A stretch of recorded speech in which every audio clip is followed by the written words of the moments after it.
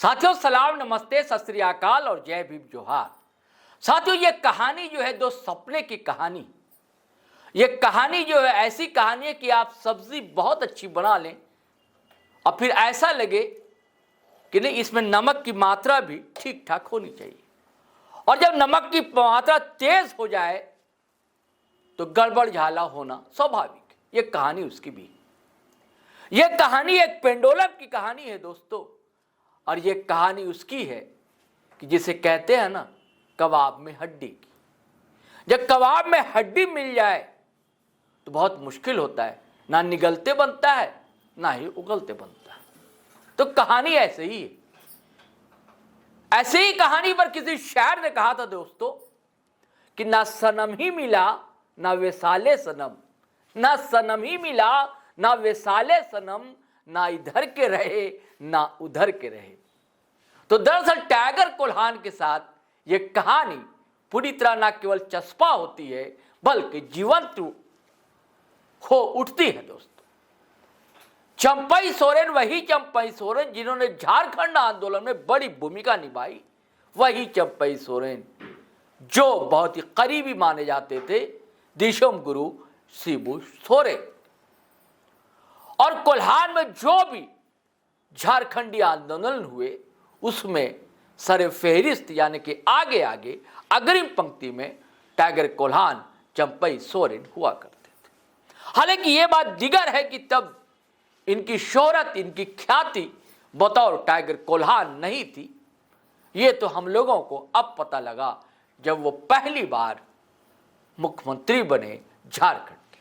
सपना तो उनका भी था, लेकिन उस पार्टी ने, जिस पार्टी में 40 साल ऊर्जा खपाई थी, उसी पार्टी ने इनको मुख्यमंत्री बनाया। लेकिन उसके बाद ऐसे घटनाक्रम हुए बहुत ही तेजी से। मुख्यमंत्री बनने से पहले हेमंत सोरेन का जेल जाना, इनका शपथ लेना, और उसके बाद जो इनकी सक्रियता बढ़ी है, सक्रियता सिर्फ राज्य के विकास को लेकर ही नहीं बढ़ी।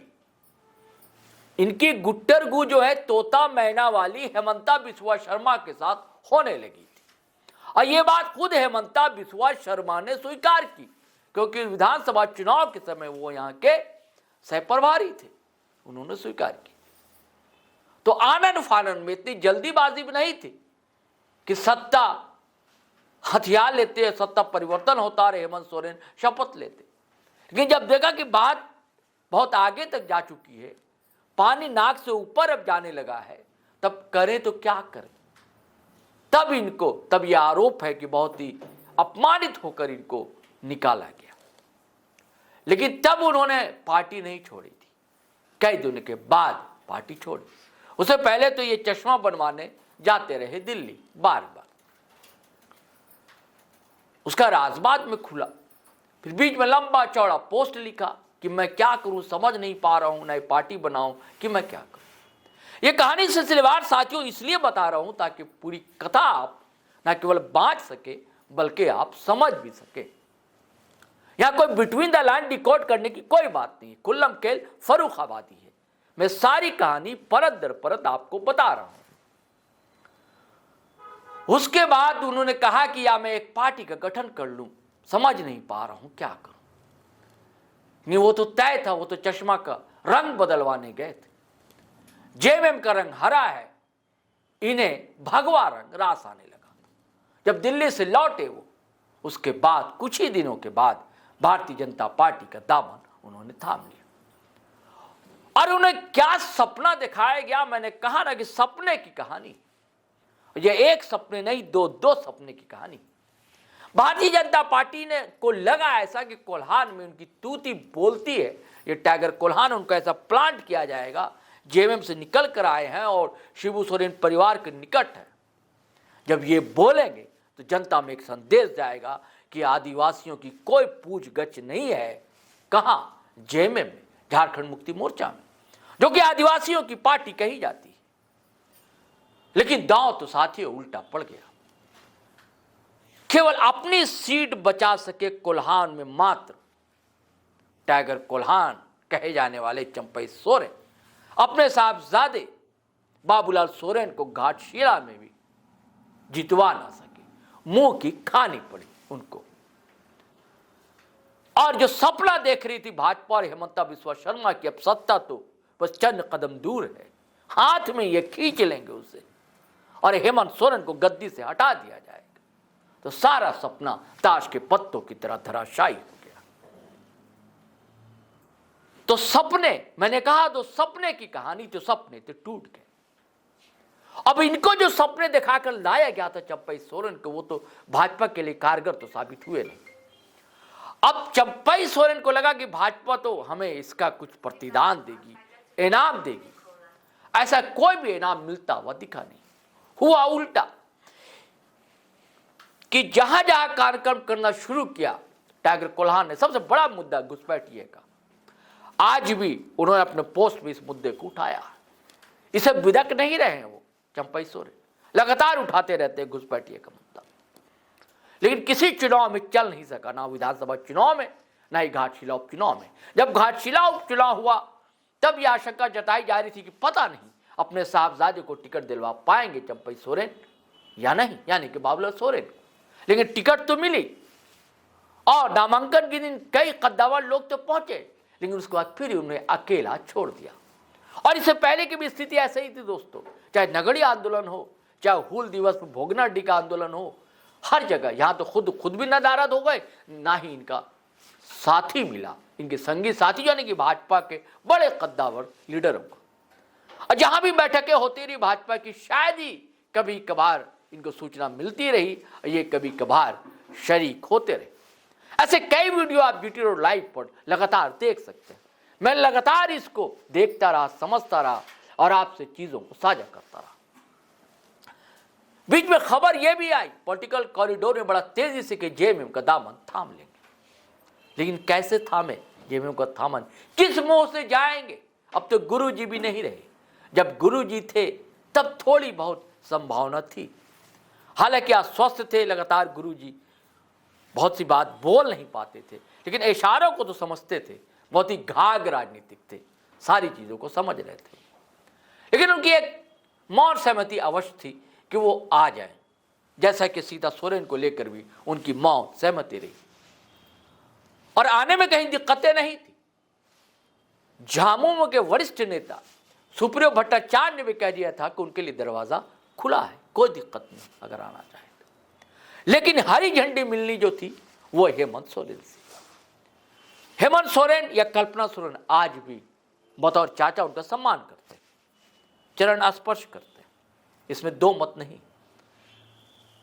लेकिन जो दर्द मिला है उसकी टीस रह रहकर आती कि कमी कहां छोड़ी थी। इस पार्टी ने आपको मुख्यमंत्री जैसा पद दिया, आपको इतना सम्मान दिया और आप कहां चले गए? तो भाजपा लेकर गई थी कि अच्छा स्वाद सब्जी मसालेदार बनेगी और थोड़ा सा नमक बतौर मिल जाएंगे अगर ये इनका साथ, तो फिर तो क्या कहना, स्वादिष्ट भोजन हो जाएगा। लेकिन थाली सजी क्या, सजाने की कोशिश में थाली ही लापता हो गई, तो वो सब्जी और नमक की कहानी का भी लोप हो गया, सपने भी धराशायी हो गए। अब मामला ये है कि कबाब की हड्डी न चुभलते बनता है, ना निगलते बनता है, ना भाजपा में रहते बन रहा है, ना ही जेएमएम में आते बन रहा है। मैंने पहले कहा कि किसी बैठकों में इनको सूचना नहीं मिलती थी, अब खबर आ गई। अब तो भास्कर जैसे बहुत प्रचारित अखबार ने 8 कॉलम खबर छाप दी कि भाजपा में दरार, निकाय चुनाव मामला। अब फिर उन्होंने वही आरोप चस्पा कर दिया है चंपई सोरेन ने कि मैं विधायक हूं, हमसे पूछा तक नहीं गया, रायशुमारी तक नहीं ली गई कि किसे समर्थन दिया जाना है, और भाजपा ने समर्थन देने की घोषणा कर दी। जबकि उस इलाके के जो प्रभारी हैं शैलेंद्र सिंह, उनका कहना ऐसी बात नहीं, सूचनाएं उनका फोन कभी बंद रहता है, कभी फोन उठाते नहीं, लेकिन चंपई सोरेन के जो पीए हैं उन तक सूचना दी जाती है। अब कैसे ये कह रहे हैं, अब कौन सच कह रहा, ये कह रहे हैं शैलेंद्र सिंह कह रहे हैं या चंपई सोरेन कह रहे हैं? अब वो पार्टी का मामला। यहां तक आरोप लगा दिया कि एक बड़े नेता के इशारे पर यह सब हो रहा है। यह चंपई सोरेन का इल्जाम दोस्तों, निकाय चुनाव में कोल्हान में कहीं सक्रियता दिख नहीं, हाँ सक्रियता दिख रही है। कहां दिख रही है? आदित्यपुर, सरायकेला, इन 2 जगहों पर सक्रियता इसलिए दिख रही है कि भाजपा समर्थित उम्मीदवार के खिलाफ चंपई सोरेन ने अपना उम्मीदवार खड़ा कर दिया है जी, और उसके प्रचार प्रसार में वो बाकायदा लगे हुए। खबर यह है कि चंपई सोरेन चाहते थे कि समर्थन किसी एक को ना दिया जाए, सभी को दिया जाए। अब आप कहेंगे कि आदित्यपुर से उनका कौन उम्मीदवार है और सरायकेला से कौन उम्मीदवार है, मैं आपको बताता हूं। आदित्यपुर से चंपई सोरेन समर्थन कर रहे हैं सुनीता लियांगी को, जी साहब। किसके खिलाफ?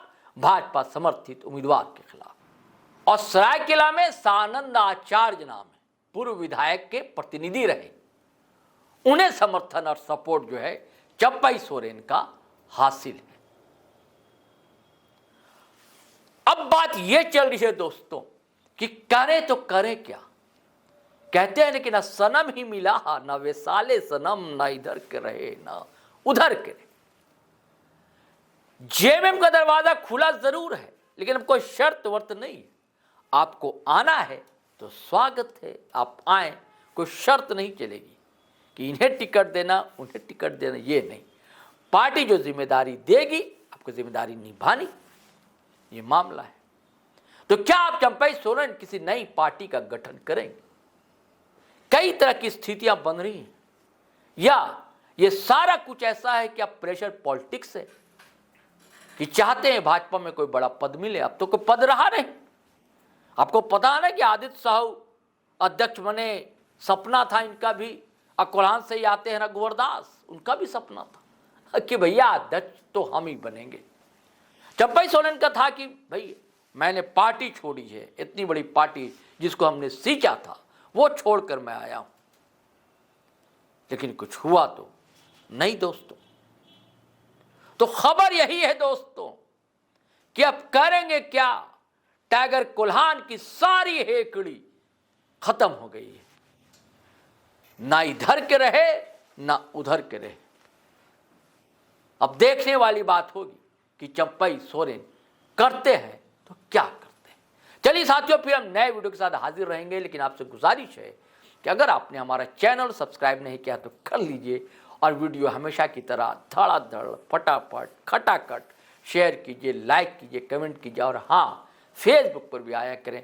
अच्छा लगेगा साथियों, आपका सपोर्ट बहुत ज़रूरी है। और एक और सूचना आपको देना ज़रूरी समझता हूँ कि ये आपका सहयोग है कि हम 50,000 से ज़्यादा सब्सक्राइबर वाला हम आप लोगों का परिवार जी लाइव को हो चुका है, और 1 करोड़ 1.5 लाख के करीब व्यूवरशिप है। ये सब आपकी मोहब्बत, आपका प्यार है साथियों।